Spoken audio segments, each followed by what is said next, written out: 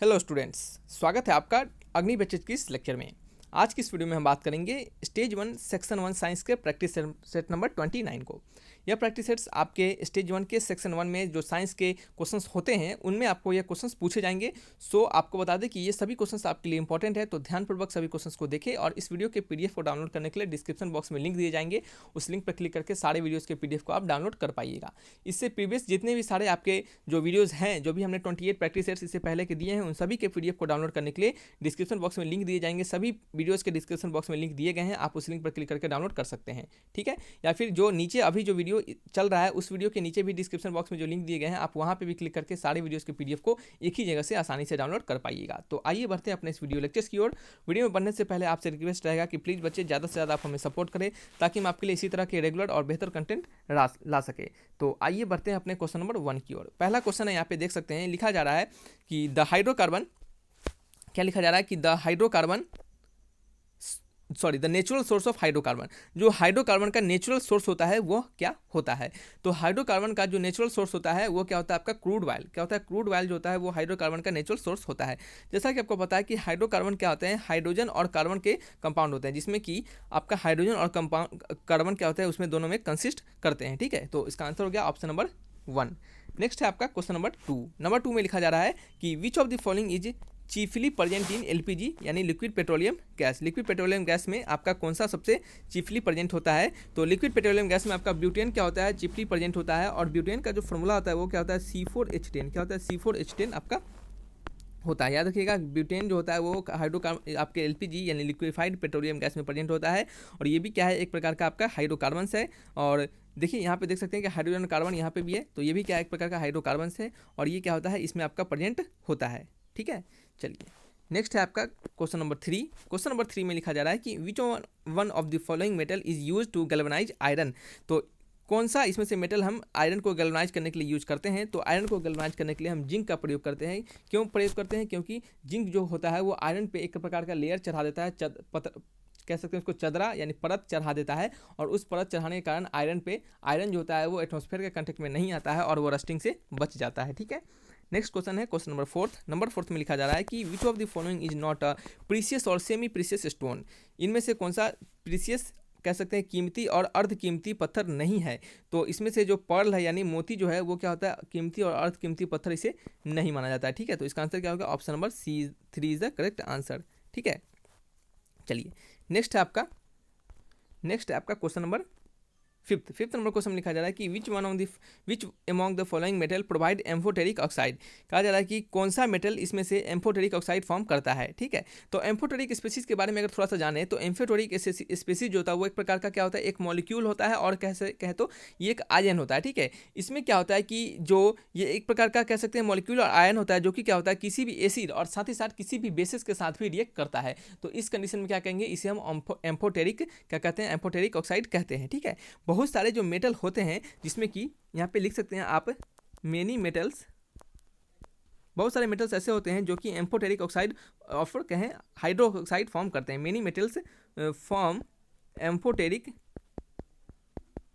ठीक है, AMPHOTER से एम्फोटेरिक ऑक्साइड्स एंड हाइड्रोक्साइड, ठीक है। बहुत सारे जो मेटल्स होते हैं वो ऑक्साइड और हाइड्रोक्साइड, एम्फोटेरिक हाइड्रोक्साइड और ऑक्साइड फॉर्म करते हैं। जिनमें से कुछ मेटल्स का आप नाम लिख लीजिएगा, अगर आने वाले क्वेश्चंस में अगर इससे भी बना के दिए जाएँ तो आप उसको बना सके, ठीक है। जैसे कि जिंक हो गया, और आपका टीन हो गया, और आपका क्या हो गया लीड, और क्या हो गया आपका लीड हो गया, और फिर क्या हो गया आपका एल्युमिनियम हो गया Al, ठीक है। एंड आप बेरिलियम आप लिख सकते हैं, ठीक है, बेरिलियम BERYLLIUM, ठीक है, बेरिलियम हो गया। चलिए तो ये आपके कुछ जो मेटल्स हैं, और भी बहुत सारे मेटल्स हैं जो कि क्या कहते हैं एम्फोटेरिक ऑक्साइड फॉर्म करते हैं। तो यहाँ पे देख सकते हैं कि ऑप्शन में कोई चेक कीजिए कि कौन सा ऑप्शन सही है। तो एल्युमिनियम क्या है, आपका एक मेटल है जो कि एम्फोटेरिक ऑक्साइड फॉर्म कर सकता है, ठीक है। तो नेक्स्ट बढ़ते हैं अपने क्वेश्चन नंबर 6 की ओर। नंबर 6 में कहा जा रहा है कि hamburger effect is otherwise known as. Hamburger effect is otherwise known as. तो हमबर्गर इफेक्ट को हम क्या करते हैं, क्लोराइड शिफ्ट के नाम से भी जानते हैं। किसके नाम से, chloride shift, and option number 3 is the correct answer, ठीक है। इसमें क्या होता है, आपके एक्सचेंजिंग होता है बाइकार्बोनेट यानी H3H यानी हाइड्रोजन कार्बोनेट। बाइकार्बोनेट को हम हाइड्रोजन कार्बोनेट करते हैं, जिसे कि HCO3- लिखते हैं। एंड क्या होगा आपका क्लोराइड Cl-, ठीक है। इनका दोनों का क्या होता है, आपका इन दोनों का एक्सचेंज होता है। क्या होता है, इन दोनों का क्या होता है आपका, कह सकते हैं कि ये एक्सचेंज करते हैं। क्या करते हैं, एक्सचेंज करते हैं। यहाँ पे EXCHANGED क्या होता है, ये एक्सचेंज होते हैं। तो वहाँ से उसी प्रोसेस को हम क्या कहते हैं, हमबर्गर इफेक्ट कहते हैं। और भी उसमें बहुत सारी चीज़ होते हैं, तो यहाँ पे सिंपली आप उतना नहीं जानना आपको, सिंपली उसे हम क्या कहते हैं, हमबर्गर इफेक्ट कहते हैं। और हमबर्गर इफेक्ट को हम क्लोराइड शिफ्ट के नाम से भी जानते हैं। यहाँ पे क्लोराइड जो क्या होता है वो एक जगह से दूसरी जगह शिफ्ट होता है। ठीक है, नेक्स्ट आपका क्वेश्चन नंबर 7 में लिखा जा रहा है कि which among the following element is found in maximum percentage in the human body. इनमें से कौन सा एलिमेंट जो होता है वो मैक्सिमम परसेंटेज में ह्यूमन बॉडी में पाया जाता है। तो आपको बता दें कि ऑक्सीजन जो होता है वो आपका मैक्सिमम परसेंटेज में ह्यूमन बॉडी में पाया जाता है। तो इसका आंसर हो गया आपका ऑप्शन नंबर 4। क्या हो गया, ऑप्शन नंबर 4 हो गया। ठीक है, नेक्स्ट क्वेश्चन है क्वेश्चन नंबर 8 नंबर क्वेश्चन में क्या लिखा जा रहा है, इसमें लिखा जा रहा है कि which among the following stage is suitable indicator when solution of sodium carbonate is mixed with sulphuric acid. कहा जा रहा है कि इनमें से कौन सा आपका, निम्नलिखित में से कौन सा चरण उपयुक्त संकेत है जब सोडियम कार्बोनेट का घोल मिलाया जाता है गंध के तेजाब से। यानी कहने का मतलब जब सोडियम कार्बोनेट का हम क्या करते हैं, मिक्स करते हैं सल्फ्यूरिक एसिड के साथ, तो इनमें से कौन सा सूटेबल इंडिकेटर हमें इसको इंडिकेट करके अच्छे से बताता है। ठीक है, तो मिथाइल ऑरेंज क्या होगा, इसका मिथाइल ऑरेंज क्या होगा, इसकी रिगार्डिंग सही होगा। तो ऑप्शन नंबर 4 क्या है, करेक्ट आंसर है।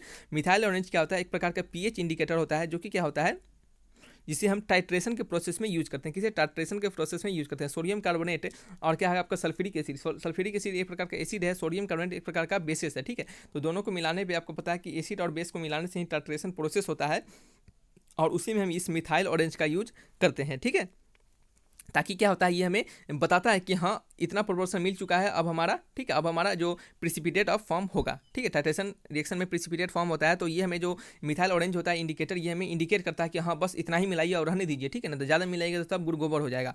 तो ये हमें बताता है, तो ये हमें बताता है कि कैसे बताता है, ये हमें कलर दिख के बताता है, अलग अलग स्टेज पर अलग अलग कलर देता रहता है। ठीक है, तो चलिए बहुत हुआ भाषण इसके बारे में, ज़्यादा नहीं समझेंगे इसके बारे में, नहीं तो आंसर पे भूल जाएंगे। ठीक है, नेक्स्ट क्वेश्चन है क्वेश्चन नंबर 9 नंबर क्वेश्चन में लिखा जा रहा है कि which among the following is pure matter.